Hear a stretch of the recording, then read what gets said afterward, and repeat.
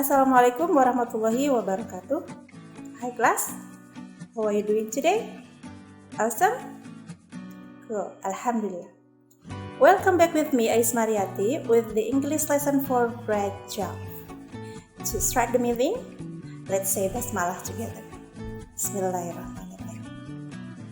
Okay, now we are going to have a new material.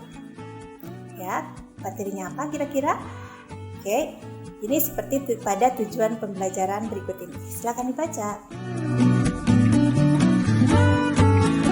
Ya, jadi intinya tujuan pembelajaran pada pertemuan kali ini, setelah menonton video pembelajaran ini, kalian diharapkan bisa menerapkan fungsi if clause ya dalam percakapan sederhana bersama partner kalian atau teman kalian dengan sopan, santun, dan juga teliti, gitu ya. Okay, let's see the material. If clause or the use of if clause ya in communication. There are 5 function here. Di buah hanya akan 5 saja yang akan kita bahas pada pertemuan kali ini. Okay. The first one, if clause as reminder, and then if clause as suggestion, if clause as imperative, and then if clause as general truth, and if clause sole truth. Okay, that's all for the function here. The first one, reminder. Reminder mean pengingat. Okay. Polanya ini dari kelima fungsi ini sama, ada if clause, pola umumnya ada main clause. Dalam struktur kalimat, if clause itu kategorinya dependent sentence dan main clause independent sentence. What is the difference between dependent sentence and independent sentences? Ya, di sini bedanya jika dependent itu kalimatnya tidak bisa berdiri sendiri. Artinya tidak bisa bermakna, belum bisa bermakna jika tidak disandingkan dengan independent sentence. Kalau di sini if clause-nya itu belum disandingkan dengan main clause. Nah, contrastly, independent sentence itu sudah bisa berdiri sendiri dan sudah bisa bermakna kalaupun tidak disandingkan dengan dependent sentence. Nah, nanti kita akan lihat di contoh. Oke, sekarang kita lihat dulu the formulation. Ya, untuk if ini polanya sama. Jadi after if there is subject, and then there is verb or verb 1, and then object. Ya, yang main clause-nya di sini beda. Ya, untuk reminder, ya, main clause-nya itu ada subject, and then have to or has to or must, and then verb or verb 1, and then object. Okay, now let's see the example. Okay, if you don't want to be late, you must go earlier.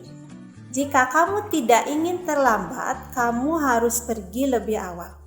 Nah, kita buktikan tadi ya apa yang Ibu katakan jika if clause itu dependent. Coba kalian dengar, jika kamu tidak ingin terlambat. Coba telinga kita sudah merasa complete tidak? Sudah merasa selesai nggak kita dengar? Tidak kan? Kita masih seolah-olah nanggung, kita nunggu ya. Ini udah belum nih? Apa nih selanjutnya nih? Nah gitu. Nah, jadi telinga kita juga merasa oh ini belum selesai. Kita baru akan merasa selesai dan bermakna setelah kita mendengar main clause-nya. You must go earlier. Tapi kalau hanya ada main clause-nya saja, kita sudah merasa oh ya, udah ngerti ya, kamu harus pergi lebih awal. Gimana? Begitu. Jelas ya? Next, suggestion. Suggestion means saran.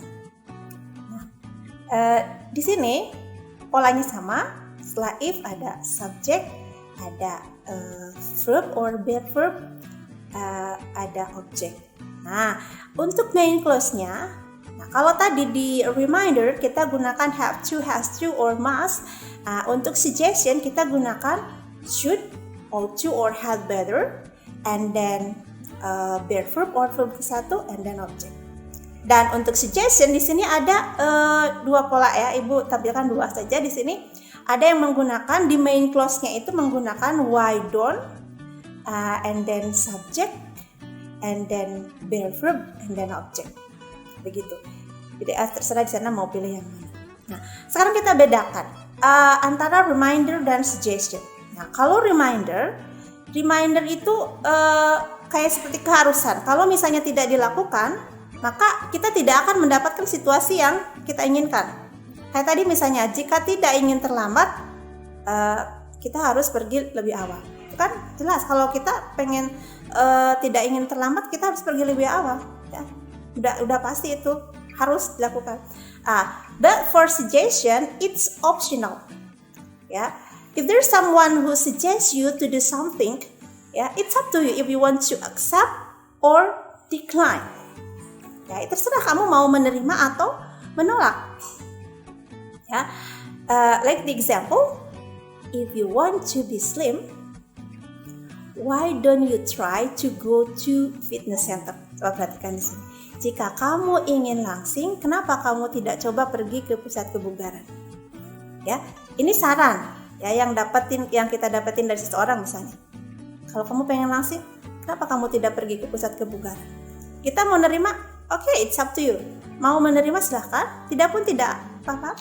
Karena setiap orang pasti memiliki cara masing-masing ya untuk menjadi langsing. Begitu. Ya. Next, imperative.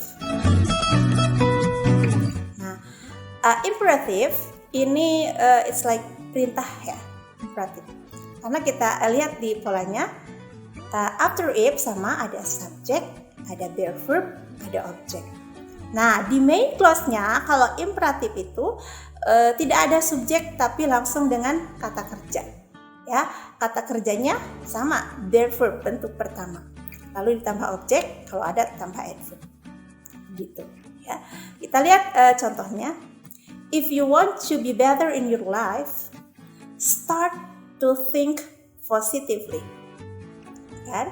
Jika kamu ingin hidupmu lebih baik, ya mulailah dengan berpikir positif. Begitu. Itu kan langsung diawali dengan start, tidak ada subjeknya. Is it a sentence? Yes, it's sentence. Itu ya, itu sudah kalimat. Begitu. Oke. General truth. Do you know what is general truth? Nah, itu general truth itu kebenaran yang umum atau sesuatu yang sudah pasti.